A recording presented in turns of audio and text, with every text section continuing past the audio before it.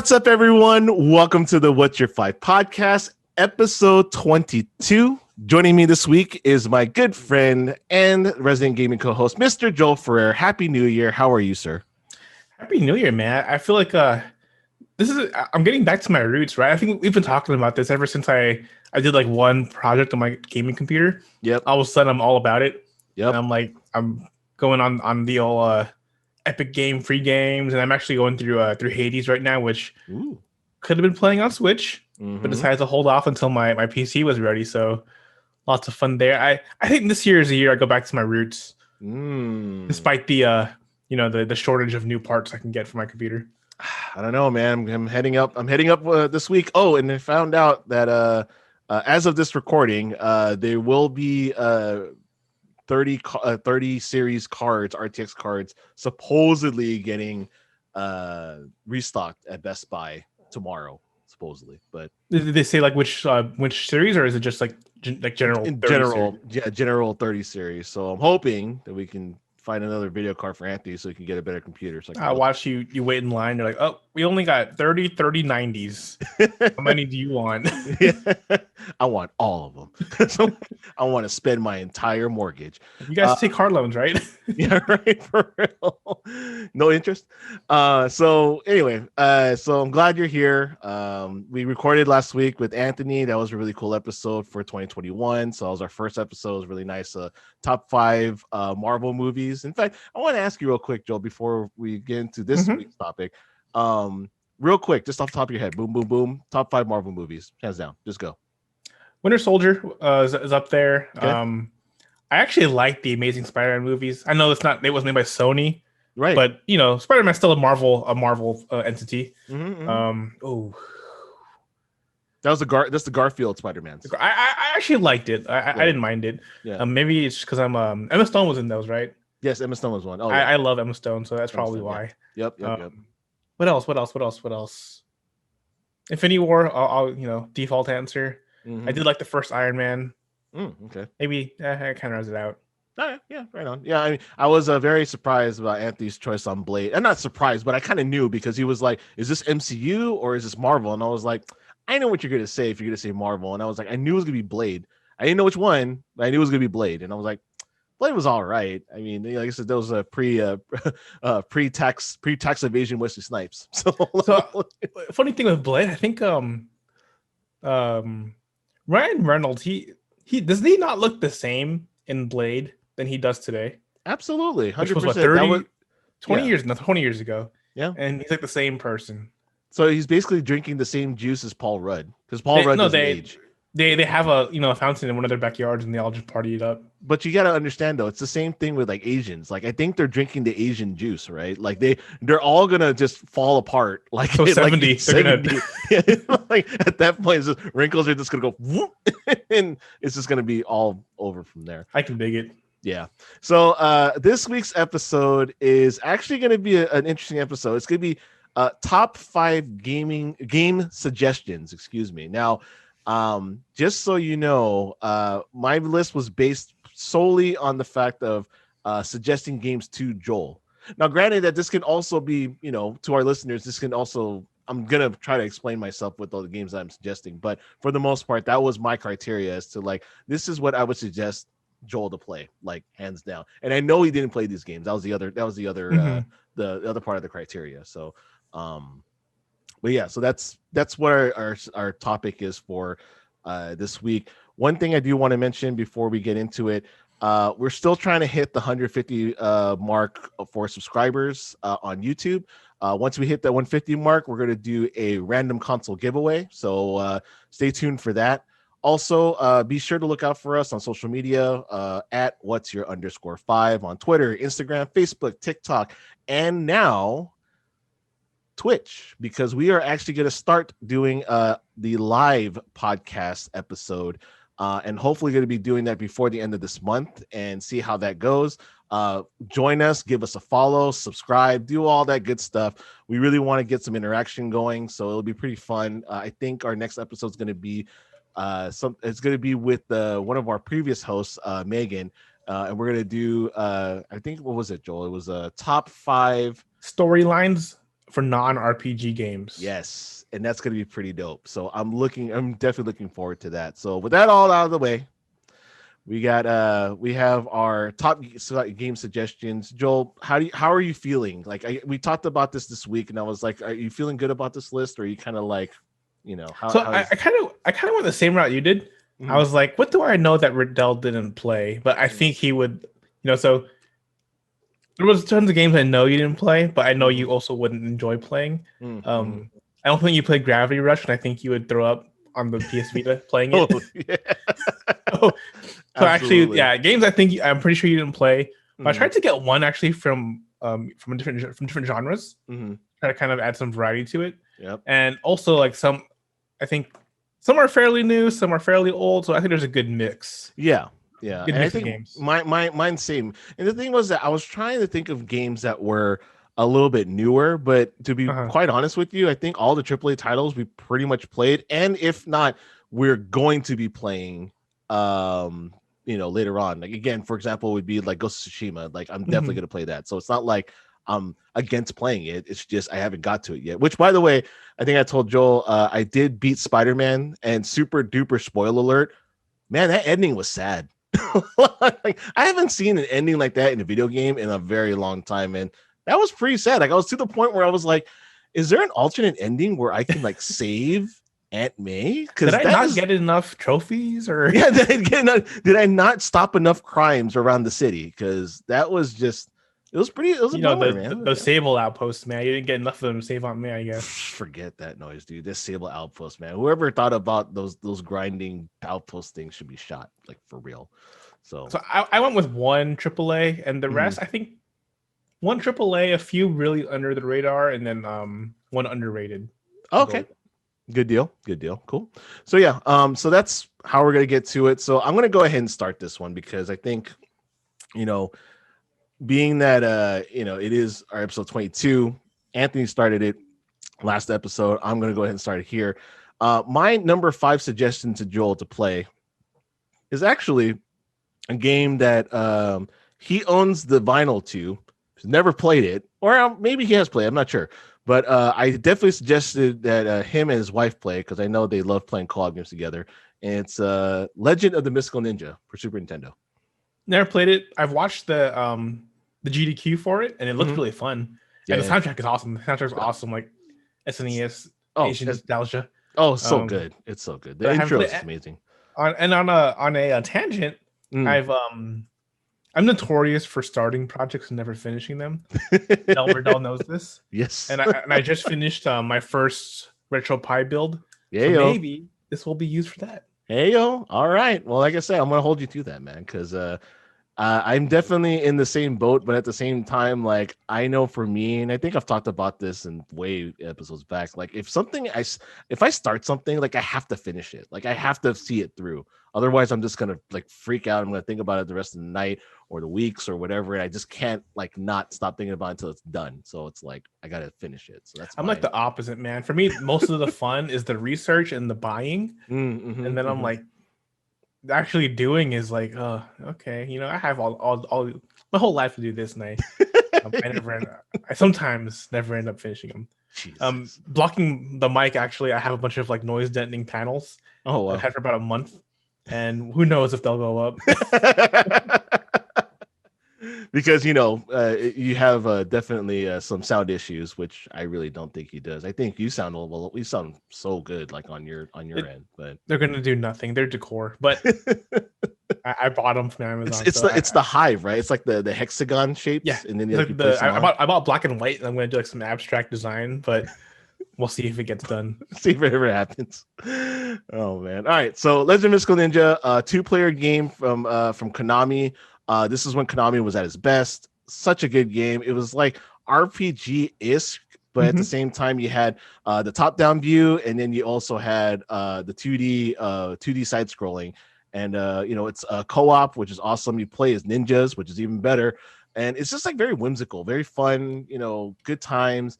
And I remember buying this as a kid, like literally, I think it was like maybe like 10 or 11, something like that. And I bought it with my own money, just purely based on the fact that the cover art, which wasn't even that great, Man, it was so good. Were you already a Capcom fanboy at that time? I was no, kinda. No, I was. Well, we did have. Do you remember Captron back at Plaza Bonita?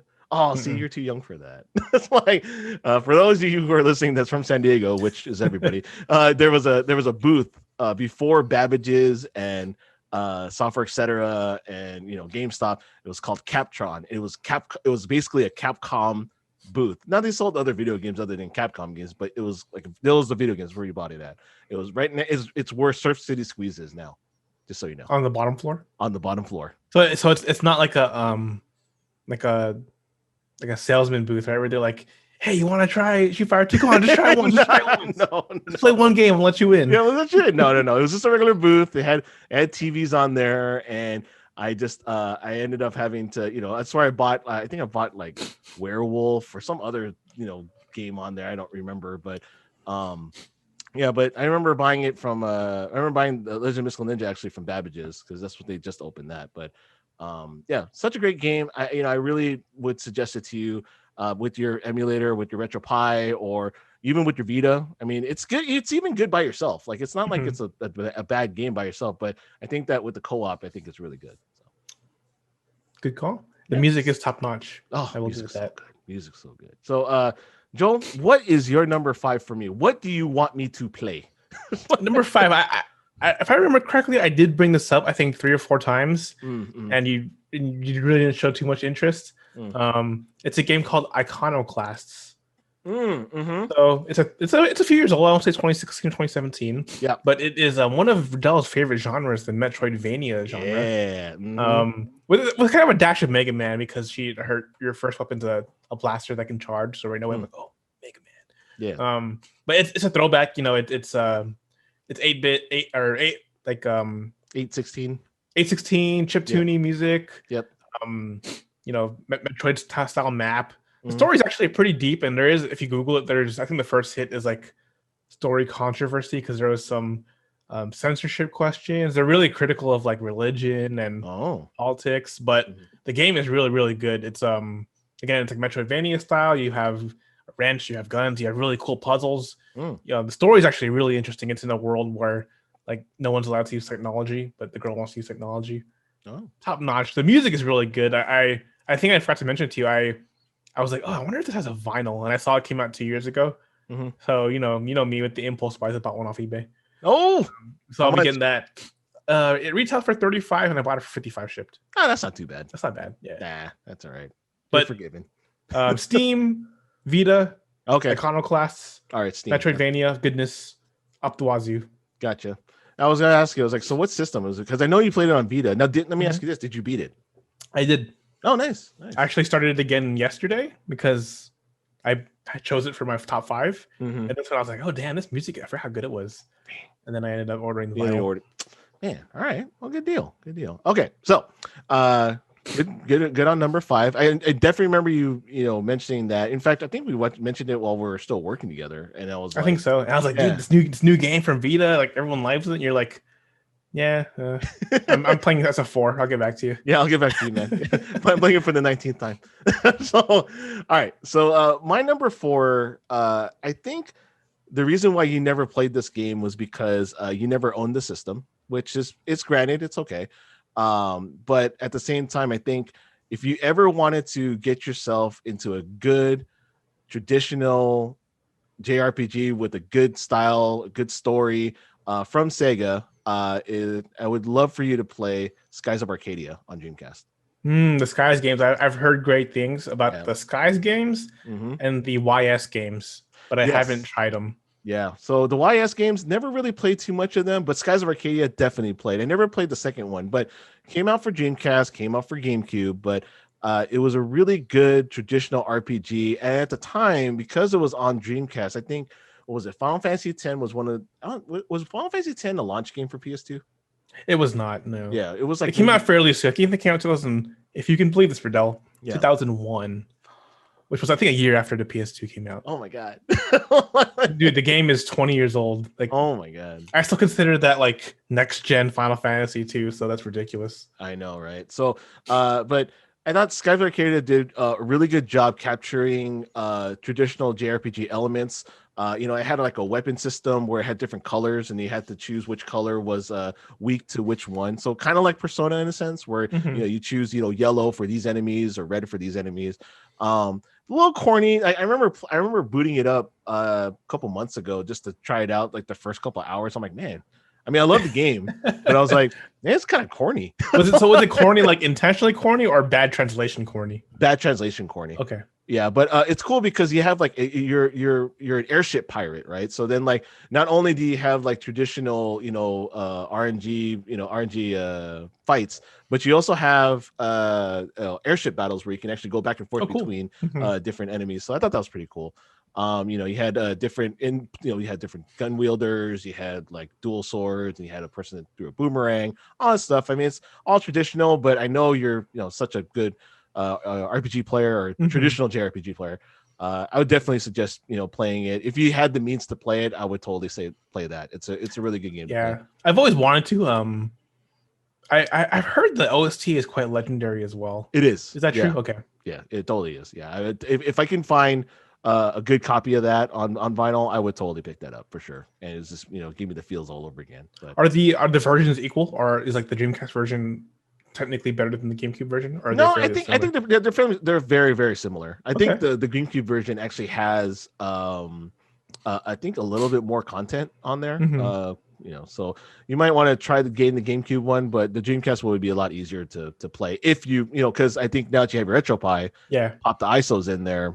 I think from what I've heard, GameCube is newer Nintendo systems in general are a little bit more taxing to emulate. Oh yeah, I mean, just like N64, it's the same thing. So I mean, but we'll see how it goes. But yeah, Skies of Arcadia, my number 4. Joel, what do you want me to play as your number 4 on the list? So one genre that I really feel Riddell has not given a fair shake, and I found out the technical term for this is the Western RPG. I would be calling it the American RPG, but the term is the Western RPG. That is correct. I mentioned I want to have one representative from each genre. So I decided what is the best Western RPG to put on my list that I think Riddell would play. It's actually a game that you can almost say hasn't come out yet, and this is going to be Mass Effect Legendary Edition. Ooh, right around the corner, fellas. Yes. So it's going to be all 3 Mass Effects, all DLC, all extras crammed into one next gen console goodness. Right. And it's one of my favorite RPGs of all time. Okay. JRPG, Western RPG, tactical RPG, action RPG, in general, really of all time. I really hope that they do the improvements to the first game's gameplay because it is dated. Right. But besides that, I think a graphical overhaul in 2 and 3 are they hold up really well. Story is space opera, right. A lot of xenophobic kind of racism issues, and in this universe, humans have only been in space for like 30 years. Oh, okay. They're the new kids on the block, but as humans are like they're trying to take everything over, and they're really gung-ho, and everyone's like, I've been here for hundreds of years, get off my galactic lawn. And all these kind of get off my lawn. It evolves, and there's a new threat, yada yada, the usual stuff. But it's so good. The gameplay is really, really good. It is a shooter, but it's a third person, so I think you'll be okay. Yeah. I was about to say, I was like, I know it's not a first person shooter. I know it's third person shooter. My buddy George, shout out to him. He always tells me to play Mass Effect, and in fact, he has a game credit on me because it was his birthday recently, and I was like, hey man, I was like, oh, I bought you a gift. It's like great, and I bought him a P5 Royal, and the reason being is because I let him borrow my Persona 5 in the beginning, and he never beat it. He was just like, oh, I couldn't get past Kamoshida's palace, like it just took too long. I'm like, well, now I bought the game for you. You can't sell it. You have to play it now. Now, granted, you don't have to play it right away. So like you can, but you have to play. Don't waste my money. Don't waste my money. But in respect, though, he's always told me, including you've always told me, Mass Effect is always a game that you're like, you should play this. Like, stop, hailing Japanese RPGs or Eastern RPGs. I think it's Japanese. Japanese RPGs. Yeah. Don't know, not to offend, but I don't know if there's Korean RPGs or Chinese RPGs. There could be. If there is a Korean RPG. It's Ragnarok, and in Chinese. Did not know that was Korean. Yeah, Ragnarok was Korean, and then the Chinese have a Genshin Impact, and all those other. Oh, crazy... that. I'm not surprised hearing it's Chinese. I'll just leave it there. Yeah, exactly. Try to get all of our monies. So land of the knockoffs, but I know I'm not. So Mass Effect, though, I definitely would love to try the Legendary Edition. I think I will end up picking it up just on the sheer note of between you, my buddy and everybody else. Megan loves Mass Effect. She's a huge fan. Yeah, Megan's a big fan of it too. So I mean, and the Shepherd, you can, it's because it's a choose your own adventure style, right? I mean, you get to do all your choices and all that. So I think that's pretty. And I think it's gonna be like, I want to say ballpark, probably 200 hours for $60. I mean, yeah, right. Great deal. Great deal for that. Cool. All right. So good number 4. My number 3 for Joel, what he has to play is a game by one of his favorite companies of all time, but I bet you he probably either has never heard of it or never really had a much of interest into it. But the only reason why I want him to play is because it's from his favorite company. It's from Squaresoft, not Square Enix. Squaresoft, okay. Is Einhander. I don't think I've heard of it. So Einhander is a shooter from Square that you're a flying spaceship. Okay. Different weapons. It's a rail shooter, but it's 2D scrolling basically. Now, granted, I know you're not a big shooter fan. At least I'm not. At least I don't think. But it's done very well, and it's very like the music's very space opera-y. You have like angels singing in the background, but it's all like steampunk as well. It's kind of like it's just a crazy mishmash. Like you would never guess that Square actually developed this game, but it's just so good. It's so good. It's fairly easy to get yourself into it, and there's different like strategies to it as far as which weapons you want to choose and all that. You have 2 different ships you can choose from, all that. But yeah, it's very arcade shooty, but I wanted you to play it because it's from Square. And what platform is it on? PS1. Okay. So you get, like I said, you have your emulation stations there, man. You can totally play it. It's not anything super intensive. Again, it's a 3D graphics, but 2D side scrolling like shooter. But yeah, it's a pretty amazing game. And I would totally say, hey, because it's your favorite company, you should try at least one game that's outside of its comfort zone. And I was gonna say, after Dirge Cerberus, I kind of swore off any shooting games made by Square. but on your recommendation, I'll have to check this one out. Especially if I'm pretty sure the image on my RetroPie has like every game known to man that can fit in 128 gigs. Yeah, it does. We'll see if it's on there. Yeah, I remember with my image that I downloaded from my RetroPie, I had a lot of PS1 games that were pretty much kind of like heavy hitters. You're not gonna miss out on much. If you do, I mean, you can just download it. I don't condone any type of emulation or downloading or anything like that. Just so you guys know. Please PM me later though if you'd like to. Backups. I'm sorry. All right, number 3, Joel. What do you have? Number 3. So maybe you've played this game. I don't think so though. So I got a couple questions for you, Riddell. Yes. Did you like Battle Royale, the movie? The Japanese one with all the crazy kids going to town, right? Yes, I loved it. It was fantastic. And I loved it when it was called Battle Royale, not Hunger Games, just so you know. Continue. Oh, yeah. Did you like Persona? I think the question's yes. Or the answer's yes. Yes, absolutely. Did you like Ace Attorney? I loved it. It was great.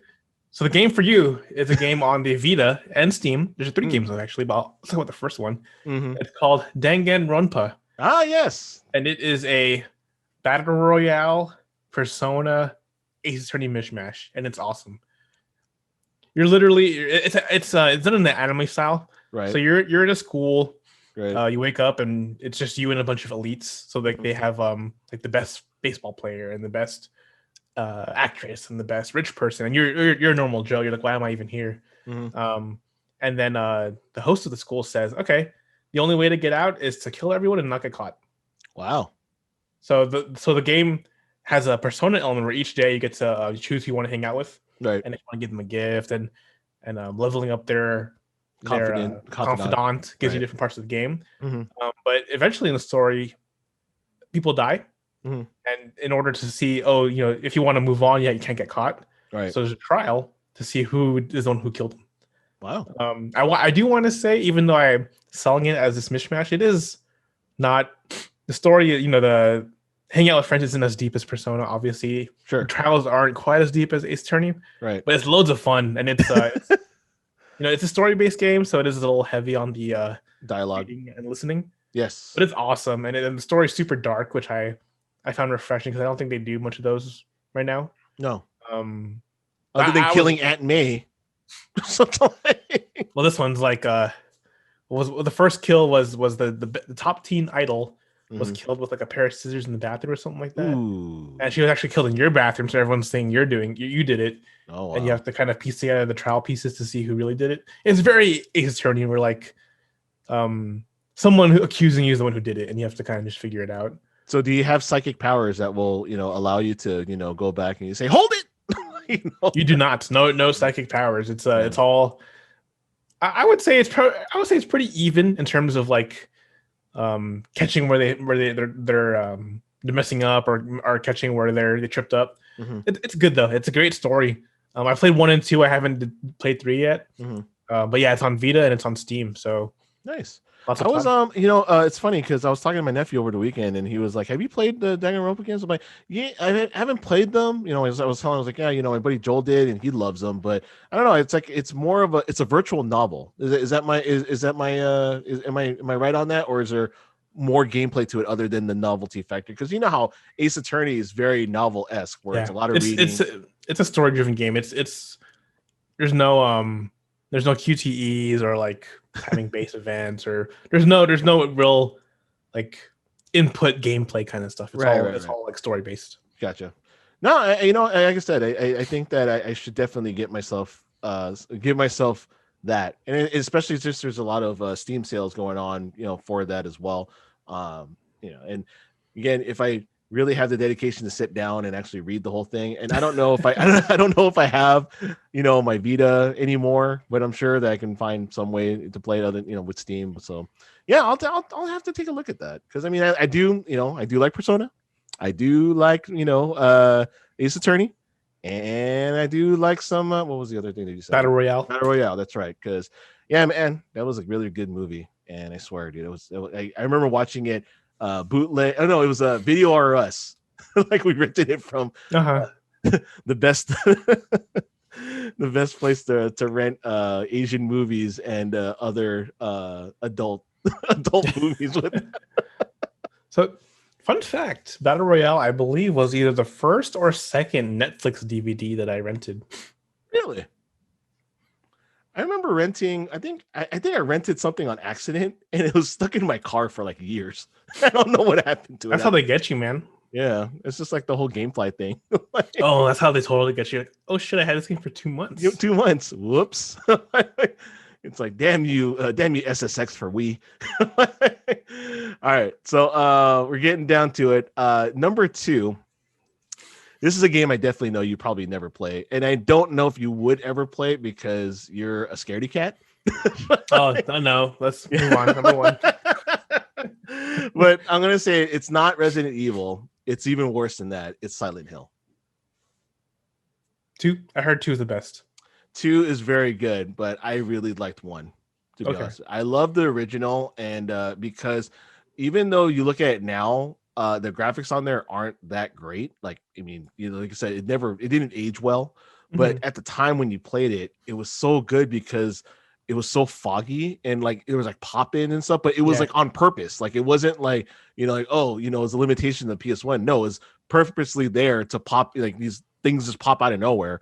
Not jump scares either, but just the story was just like ridiculous. Like it had, nurses that just bled through their eyes, and like just weird like asylum stuff. It was just nutty, and I hate scary movies too, man, don't get me wrong, but playing this game was just like, whoa. And it was very different from the whole Resident Evil where you're trying to escape. It was more just like, I'm trying to find my wife and my kid and all this other stuff. And yeah, I loved it. But I know you'd never play it, but it's definitely something I would definitely suggest to you.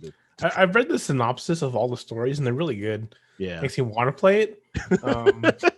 You are incorrect in saying, I borrowed the first one from a cousin of mine. Yeah, I booted it up, started the new game. Yep. Walked into the fog maybe for like 30 seconds, heard noises, and turned it off. That's about as far as I got in Silent Hill. But yeah, the premise is awesome. I spoilers here. The story in 2 is like ridiculous. Is it 2? The one where he's the one who killed his wife and yeah. So like I was like, when I got to that part of the Wikipedia plot, I was like, oh, what's gonna happen next? Can't wait to scroll down. Hold on a second. I was like, oh no, oh man. So let me ask you this then.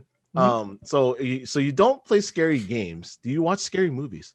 No, hell no. So I can play scary games if I'm with people, like not just one person. It has to be like a party setting. My cousins, we played Fatal Frame on PS2.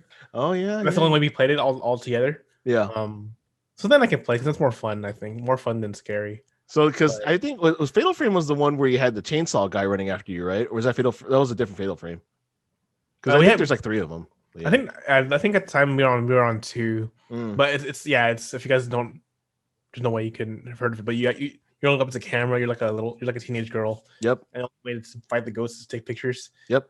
I remember in the first house he went into, it was like the guy killed his wife and then hung himself or something, and then the ghosts were lingering, and it was like, that's a big power off for me.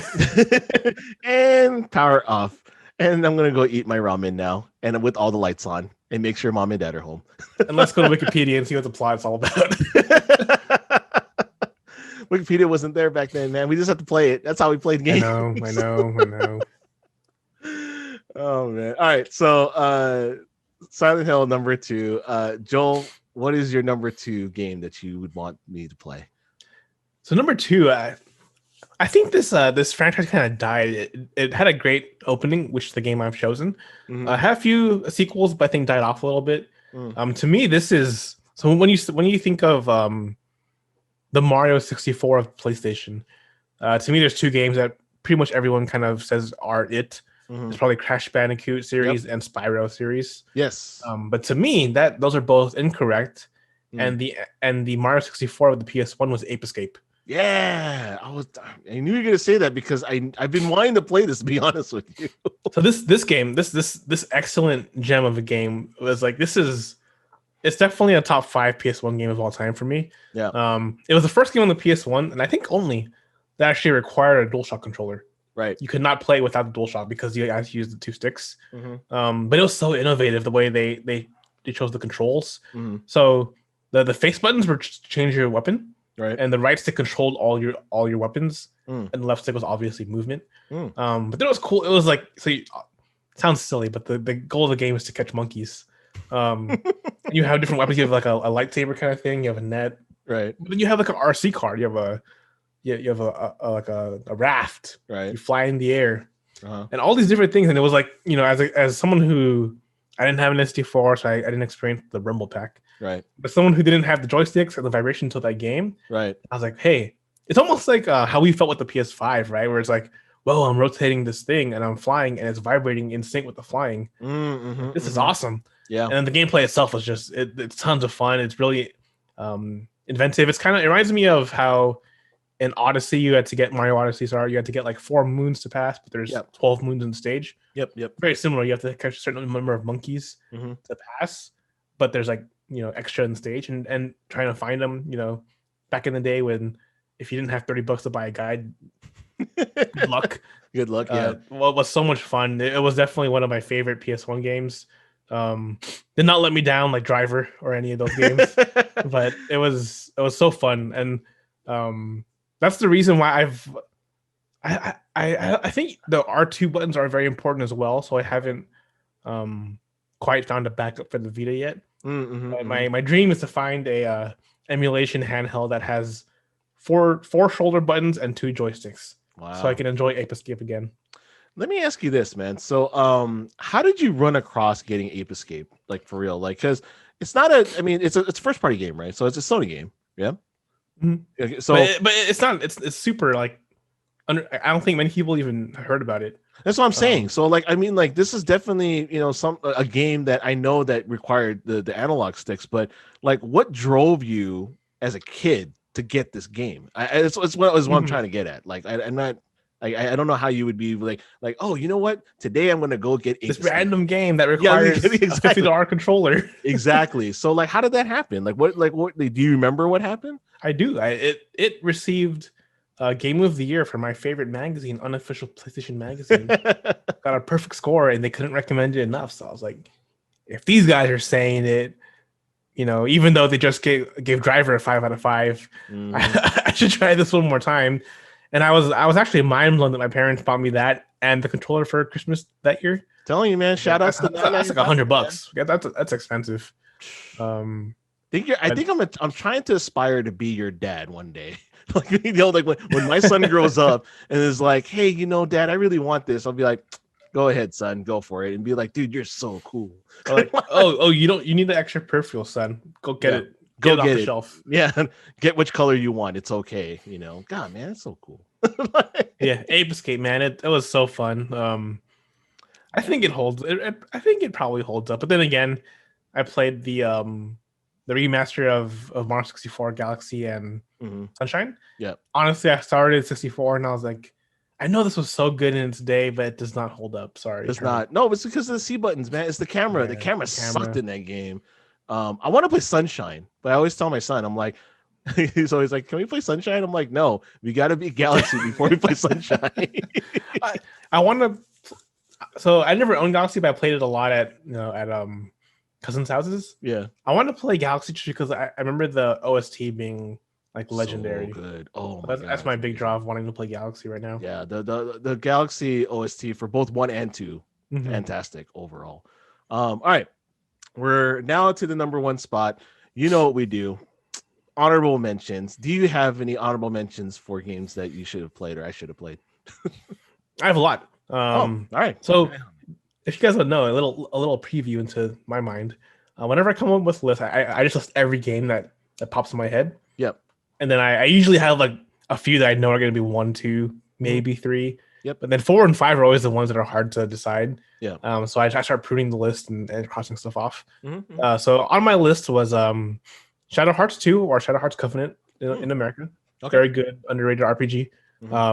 My second place for Western RPG, Dragon Age Origins. Oh yeah. My one of my favorite open world games, Skyrim. That I don't think you played. No.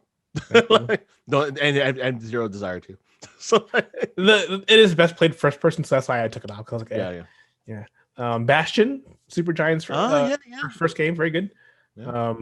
Uncharted 4, PS2 4 launch. Was that a launch? Or if not, it came out after like a couple of months afterwards. But yeah, Uncharted 4.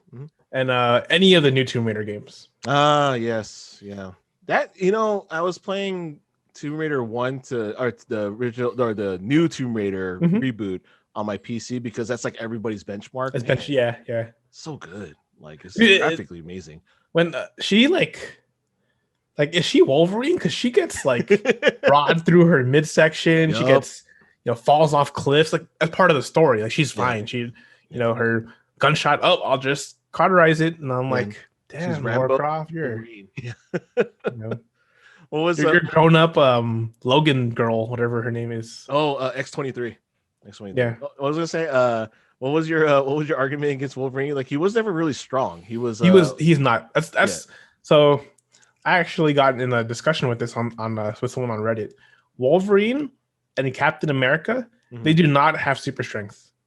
They are super strength. No, that's not true. No. They have what's called peak human. They are the best that a human can be, but nothing higher. So like Spider-Man has super strength. Right. Spider-Man can like lift cars and shit. That's true. Iron Man in his suit has super strength. No, man. No, see, Iron Man is Batman in Marvel in the sense of that dude has zero superpowers other than the fact that he's rich and he's super smart. Yeah, so his suit, when he has a suit, he has super strength. Yeah, but does Batman have super strength? No, he's just super smart. Yeah, he has that one suit he fights Spider-Man with in that terrible movie. But Martha. But Captain America and Black Widow and they're not super strong. They're strong for a human. They're like peak human is what the nerds call it. Right. There's if you go into the deep darkness of the internet, you'll find like power levels of the Marvel characters and tiers and stuff. Yeah. But Wolverine, because he carries the adamantium skeleton, yeah, and that forces him to be strong. He's carrying about 200 pounds of metal on him. Yep. But he's not stronger than someone doing a strongman competition. He's not stronger than a really, really strong human. He's a human who heals really fast and can smell really good. Those are his two real powers. He has like dog senses and smelling and stuff, and he heals. Right. Everything else is not a power. It's just he's human. Wow. So when people say like who would win, like Spider-Man or X Marvel character, right? Spider-Man would kick pretty much everyone's ass except for like Thor, except for like, the god level Thor, Hulk. Spider-Man pulls his punches. He would kill anyone he punched that was a human. Fun fact. Yeah. So fun fact, in one storyline, Doc Ock takes over Spider-Man's body, and he punches Scorpion as hard as he can and knocks off his jaw, like knocks it off. Wow. And he's like, "Oh, I guess Spider-Man pulled punches because I didn't know that." Remember, Spider-Man, he has comparative strength to a spider, so like I think like 10, 40 times. Right. So he's like, he can like lift buses and stuff, which Captain America is not gonna lift the bus. So did you read the Spider-Man comic books? I got like 30 issues deep into their a lot of the Marvel entities did like a refresh. Yeah. That's like 10 years ago. Yeah. And I got like 30 deep. But I never finished it. So I read quite a few. All right. Good deal. I know you're a reader. Like you're a good reader in that sense, but I didn't know if you're like deep into that. I mean, obviously you're pretty deep into the whole lore and the whole peak human thing. Because I remember we talked about this before, and I was like, really? And then now, mind blown. Spider-Man's superhuman strength can kill people, which is amazing. And I'm just like, he just doesn't hit people hard because he doesn't want to. He's not about that killing life. Yeah, well then he should have killed them all in the damn Sable outpost, freaking shooting at him and shit. Like, he could literally just like throw rocks at him and kill him from distance. Exactly, man. It's ridiculous. I only got really two honorable mentions for you. One of them was Secret of Mana, Super Nintendo version, not the remake. And Guacamelee, which I think you started. Oh no, I started with my wife. We never co-op. Contrary to what Riddell said, we did not play co-op games very well. When you're talking about that with Mystical Ninja, I was already thinking like, ooh, I'm gonna steal all the power-ups, but I'm gonna steal all the cats. Let's go on from there. Yeah. Guacamelee, I really love like the you don't really see many Mexican games. Yeah. So I really like the art direction. Love it. And Secret of Mana has been on my list for years of games like older games that I have wanted to play, but just haven't. Oh wait, and I forgot. I just came into mind. I totally forgot, and this is gonna totally make everybody flame me forever. Legend of Zelda: Link to the Past. Forgot about that one. I did play it for like 30 minutes. Yeah, you didn't play the entire game. Ridiculous! I can't believe you never played Link to the Past. It's like one of the best games of our lifetime, and I totally sound like a nerd saying that. Link to the Past, Ocarina Time. Yeah. Never had this before, man. But you know what? But to be fair though, I'd never played Ocarina of Time, which I've always been wanting to play that. So you never played on when it came out on DS as well? Never. No. It got me dizzy because I kept like rolling. I don't know, but I think that was like the first implementation of moving the camera. Yeah. So I can see that. Yeah. So. But yeah. So I mean, that's something that I'm hoping that Nintendo re-releases, which I think they might do this year to print money. So we'll see how it goes. I don't know. Anyway, so because I started, you're finishing. What is your number one game that you need me to play? So my number one, I think it's a game you played. I know it's a game you're aware of, and it's one of my favorite games of the genre. But it's highly underrated because it came out at the same time of one of the best games of the genre, which is FF9. It is a game called Chrono Cross. Ah, yes. So this it came out like it came out very close together. I know they're both made by Square, so maybe not right at the same time, but within the same year they came out, FF9 and Chrono Cross. It did not have at face value, it did not have the character from Chrono Trigger. Right. So I'm not sure if that's why no one really wanted to play it. Which is a shame because it's a gem. It's a really good RPG. Right. To me, the gameplay is super innovative. It's the attack system is like there's 3 tiers: weak, medium, strong. Yep. And then each one gives you like a a magic point, I guess you can call it, but has a lower. As you go higher, there's a lower chance of hitting it. Right. So like a level 3 attack only has a 68%. Level 1 has like 90%. So you have to hit this to build up your meters to do fire and cure and that kind of stuff. But it's really innovative. The way that you slot is similar to kind of the materia system, but it's a little bit more refined. Yeah, I guess you could say that. Yeah. The story is just to me, it's like a B plus. It's good, but it's not a Chrono Trigger level. No. But it's still like the first thing you do after the intro is you go into the other world, and in the other world you're dead. You died as a baby.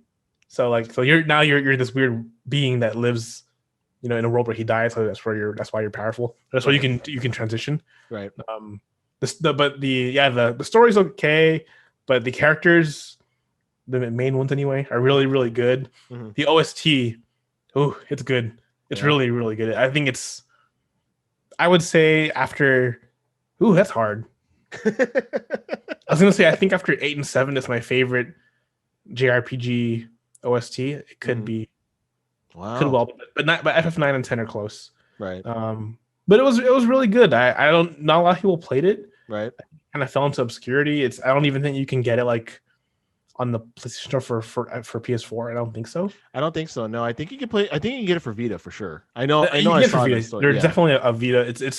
It's one of those like PS1 re-releases on Vita. Yeah. So that's probably the easiest way to play it. Right. But it's really good. I highly recommend it. Did you buy this game? So the reason I know that it came out in FF9 is I bought FF9 I got for Christmas, and my sister got Chrono Cross. Wow. And we would share the PS1, so she'd play for an hour, I played for an hour. Right. And then eventually when she kind of stopped playing games and I played it on the PS2, and it was really good. There's a great twist about maybe 3/5 through the game that I won't spoil for you. Please don't. But it's really good. And at the end, to be fair, there are throwbacks to Chrono Trigger. Right. So maybe they'll scratch your nostalgia itch when you get there. Okay. Good deal. That's awesome. Yeah. Again, another game that has been suggested to me numerous times, and I definitely would love to play that again or sometime soon, within the backlog of my life. My number one, I have harped on. So I, as you guys can tell, I was harping on Joel for not playing Link to the Past or beating Link to the Past for the matter. So the second game that I always harp him on till this day. I know what it is, but go ahead. Till this day, and it basically defined one of his favorite games of all time, Symphony of the Night, Super Metroid. Yeah. Guilty. Yep, that is true. Cannot believe this man that I'm talking to, who I consider one of my really good friends. In fact, I would, he's up there, has not played Super Metroid. I don't know how this happened. Like, I really Symphony of the Night is one of my favorite games, by the way. So I cannot believe that, man. I mean, it basically defined the entire genre for going back. It created the genre. Basically. Yeah, it's just amazing to me, and I just don't know why.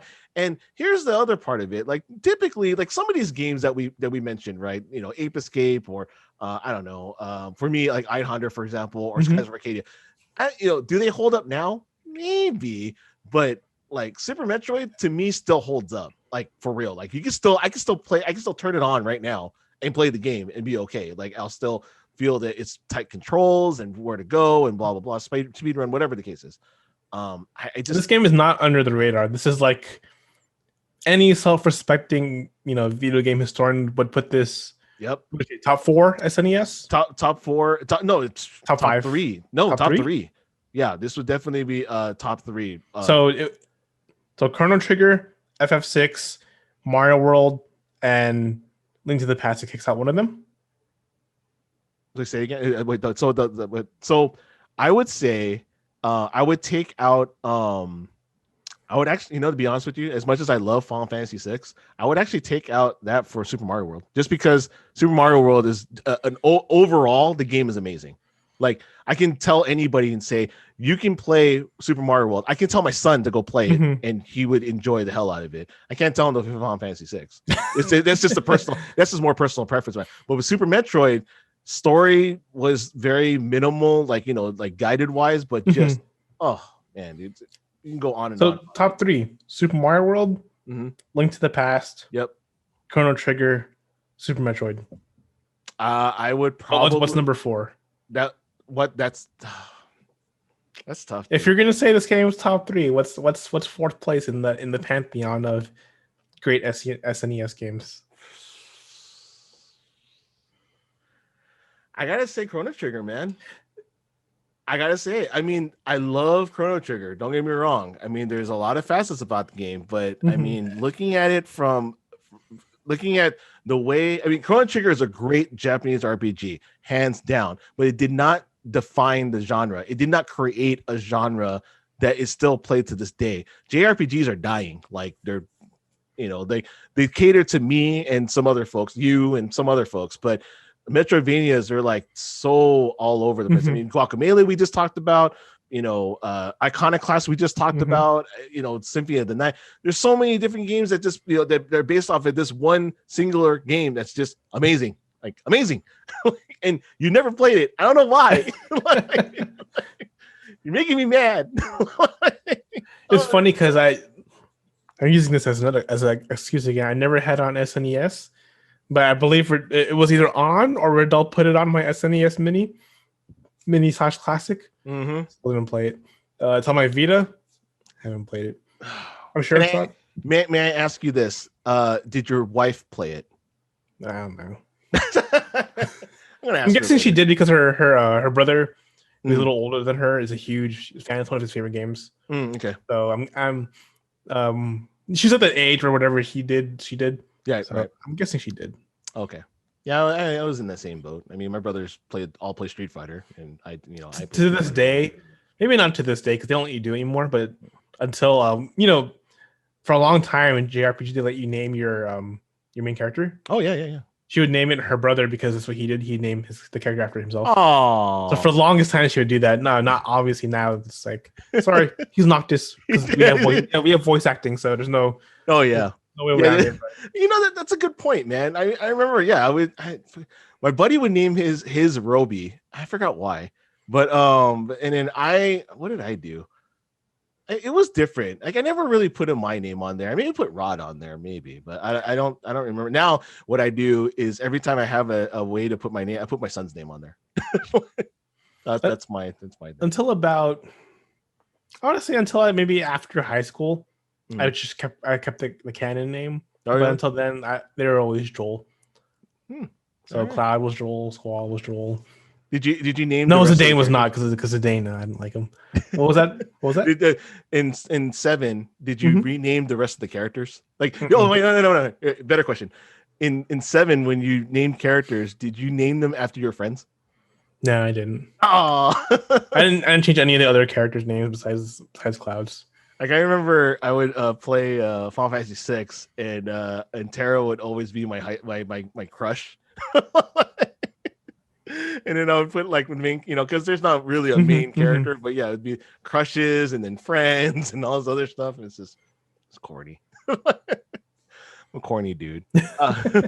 Anyway, so that's our list, guys. What do you guys think about the list? What's the game suggestions that we missed out on? Is there anything that you guys think that we should play that's not on this list? Let us know in the comments below. Don't forget to subscribe, hit that like button, all that good stuff. Don't forget about our Twitch stream that's going to happen pretty soon. So be on the lookout for all of our social media accounts: Twitter, Instagram, Facebook, TikTok, at what's your _5. If you want to reach out to us, please reach out to us at topics@what'syour5.com or go to the website and leave a comment over there. Joel, again, I truly appreciate it. I'm hoping that this year is going to be a fun one. And thank you very much, guys, for watching and listening. And we are out. See you guys. See ya.